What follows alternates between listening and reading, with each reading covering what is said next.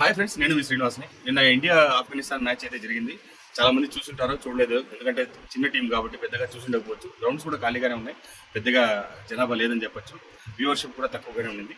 అయినా కూడా అండి, మ్యాచ్ ఆఫ్ఘనిస్తాన్ని మనం అంత తక్కువ అంచనా వేసేదానికి లేదు. చాలా బాగా ఆడుతున్నారు. మనకి ఆఫ్ఘనిస్తాన్ ఏ టీం కూడా చూడండి ఎంత బాగా ఆడుతున్నారు అనేది. నిన్నటి మ్యాచ్లో మన ఇండియా ఏ అయితే గెలవడం జరిగింది ఆఫ్ఘనిస్తాన్ మీద, నిన్న మనకు జరిగిన మ్యాచ్లో చూసుకుంటే మనకి ఆఫ్ఘనిస్తాన్ కూడా చాలా బాగానే పోరాడి ఓడిందని చెప్పచ్చు అనమాట. ఇక మనం స్కోర్ వివరాలకు వెళ్తే కనుక మన ఇండియా నుంచి అయితే మనకు రోహిత్ శర్మ, యశస్వి జైస్వాల్ ఓపెనింగ్ అయితే తీసుకున్నారు. ఓపెనింగ్లో యశస్వి జైస్వాల్ 2 రన్లకి అవుట్ అయిపోయాడు అనమాట. తర్వాత రోహిత్ శర్మ మాత్రం మనకు 48 రన్స్ అయితే కొట్టడం జరిగింది. 39 బాల్లో 48 రన్స్ కొట్టాడండి. ఇందులో వచ్చి 6 4లు 2 సిక్సర్లు అయితే ఉన్నాయి. శుభ్మన్ గిల్ 154 రన్స్ అయితే కొట్టాడండి. 154 రన్స్ హైయెస్ట్, సూపర్ అని చెప్పొచ్చు. ఎందుకంటే అతను డబుల్ సెంచరీ కూడా తీసుంటాడు. ఇది డబుల్ సెంచరీ తర్వాత హైయెస్ట్ స్కోర్ అనమాట. 138 ఉంది ఆయనది. అది కాకుండా 154.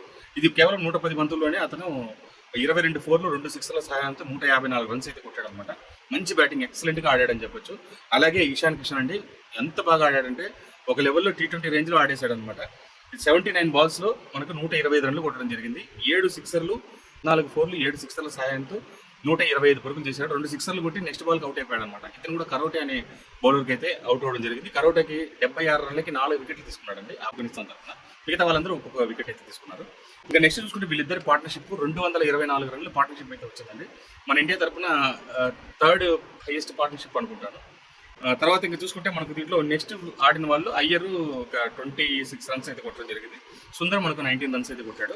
ఇంకా చూసుకుంటే ఆఫ్ఘనిస్తాన్ బ్యాట్స్మెన్స్ చూసుకుంటే మనకు ఫస్ట్ ఇద్దరు ఓపెనర్స్ వచ్చి గుర్బాజ్ వచ్చి 41 రన్లు కొట్టాడు. జార్డన్ వచ్చి 21 రన్లు అయితే కొట్టడం జరిగింది. తర్వాత అతలని అతను 42 రన్లు కొట్టాడు. తర్వాత చూసుకుంటే రెహమద్ షాని మనకు క్లైమాక్స్ వరకు అతను ఒకటే అయి నిలబడి ఆడాడు అనమాట. 79 రన్లు 89 బంతులు ఆడాడు. 8 4లు అయితే కొట్టడం జరిగింది. ఇంకా బౌలింగ్ విషయానికి వస్తే మన వాళ్ళలో సూపర్గా బౌలింగ్ చేశారండి. ఇంకా మన బౌలింగ్ విషయానికి వస్తే హర్షదీప్ సింగ్ 45 రన్లు ఇచ్చి 3 వికెట్లు తీసుకున్నాడండి. అలాగే ప్రిన్స్ యాదవ్ 56 రన్లు ఇచ్చి 2 వికెట్లు అయితే తీసుకోవడం జరిగింది. గుర్నూర్ బ్రార్ 60 రన్లకి 3 వికెట్లు అయితే తీసుకున్నాడు. చాలా బాగా ఆడాడండి వీళ్ళిద్దరు. గుర్నూర్ బ్రార్ దీంట్లో బౌలింగ్ విషయానికి వస్తే ఒక మంచి బౌలర్, నాకైతే చాలా బాగా నచ్చాడండి. అతని బౌలింగ్ లెంత్ కానీ, తర్వాత అతను వేసే బౌన్సర్స్ కానీ 140 నుంచి 145 కిలోమీటర్స్ సెంటర్లో అతను బౌలింగ్ అయితే చేస్తున్నాడు.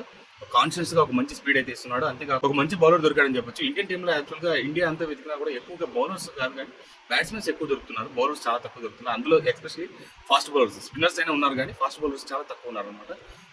ఆ విషయంలో మనము గుర్నూర్ బ్రార్ని ఒప్పుకోవాలి, చాలా బాగా వేస్తున్నాడు. ఒక మంచి బౌలర్ దొరికాడైతే నాకైతే అనిపించింది. మీకేమనిపించిందో కమెంట్స్ తెలియజేయండి. అలాగే వీడియో నచ్చితే లైక్ చేసి, షేర్ చేసి, సబ్స్క్రైబ్ చేసుకోండి.